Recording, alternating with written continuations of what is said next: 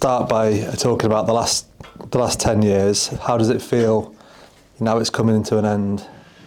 Yeah, well, obviously this has been announced 2 weeks ago. So, what I said to the players this morning, it's been the 10 years I wouldn't change them for the world. We had some tough times, but we had fun. Obviously, I came in with Steve Diamond, who I'm still a good friend of mine and have a lot of time for, to where we got competitive, started qualifying for Heineken Cups, and then I just think now that the squad is really on the verge of something special. I really do. And why is this move, such a good move for you? Why was it? I'm sure you've had offers over the last 10 years. Why is it this one that's such a good move for you? Well, I think the only way I would have left here would have been for a national role, to be quite honest. And it came a bit left field, and it happened quite quickly. And the more I thought about it, I just thought, I've just turned 53, and the challenge of something different. Even though I love this place, and I just thought the challenge was a huge opportunity. And speaking to a few of my professional people who work in the game, thought it was the ideal opportunity. And having spoke with Warren and my family, and it just seemed like a really good fit. We'll talk about the Wales bit in a sec, but if you think back over the last 10 years of your time at Sharks, what have been the highlights for you? Can you pick anything out? God, there's been so many. God, obviously winning the Premiership Cup was a great event. Finishing in the top four after we'd struggled with, I think we came the year I joined. The year before they'd had a really bad time. We finished in the top six. Then the following year we were top four, and then we started building and. Just getting used to seeing so many young players come through. I think I've just said this morning in our meeting that, I think we've got a future up front row playing on Saturday night in Bevan Rod, Ewan Ashman, and James Harper. What I said. What motivation have we got there with that? So, yeah, I think there's been some great. The great eyes are the younger players. Obviously the Currys, the Ashmans, the James brothers, Joe Carpenter, Tom Robo, Aaron Reid.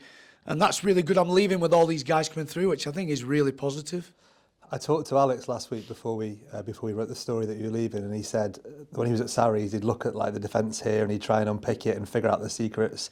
And he realised actually when he came here that it wasn't all about the secrets and the systems. It was about you and what you brought. So what do you think you've brought to the club? Yeah, them are very calm words. I think there is, I think first and foremost, though, I've got to give the players a big rap though, because I thought they've always really worked hard for me, to be quite honest. Systems, I just want them to have belief every time they took the field, get the clarity right in the week, and just consistency in what I did. I think one thing I've tried to be is consistent as a coach, and not take shortcuts in any area, and live and die by the sword. So I think that, I've got to give a lot of credit to the players. Is there anyone now that if you could grant a Welsh passport to, you'd take with you?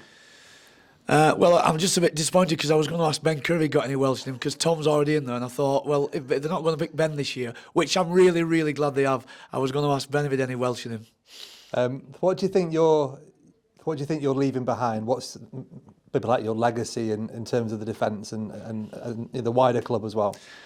Yeah, I think regarding the defensive side of the club and the system that this organisation's adopted, I think there's an element to it can run itself till the rest of the year. I think there's a lot of clarity.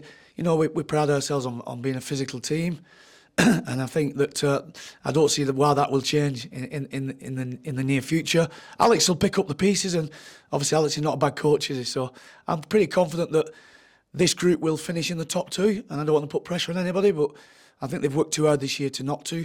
And with hindsight now, Georgie's been back in training this week, and I think there'll be a massive lift on the back of that going to the back end of the business end of the year. I sat in the team meeting this morning, and it's obvious people are going to miss you as a man and a coach. What are you going to miss the most? I'll miss a lot about this place. I mean, I have a. It's not just about the players here. I have a friendship with most. Patty does the wages, the girls upstairs, the kit men, the physios. I try and spend a bit of time with everybody during the week. I don't, I'm not player led, which is important. That I do put my work into what we do with the playing group, but I try and make everybody else feel pretty much as part of it. Some of these academy coaches and physios are out late nights and the weekends, probably don't feel part of it when we have a really successful win, and I just try and bring them in, that they're part of that group. Let's talk about the challenge that's coming up ahead of you. It starts on February 4th, I think, isn't it, the first game? Yeah. What are you looking forward to the most about taking this challenge on? Well, first and foremost, I'm looking forward to meeting up with the Welsh squad on next Monday. That is my first port of call and introducing myself and then getting stuck in and getting to know them, them guys and the staff and all the other people who are connected with Welsh with the WRU. And then it's a short time frame, 2 weeks to a game at Principality Stadium. So there'll be I'll look at what we're going to look at chasing in that game and try and get the team prepared as best I can defensively going into that first game, which is going to come fast and furious. And they're pretty big on Wiganers in Wales, it seems, aren't they? What is it about you guys from Wigan that they seem to like, do you think? I think we're similar to the Welsh people. Wigan, I'm from a mining town, Wigan.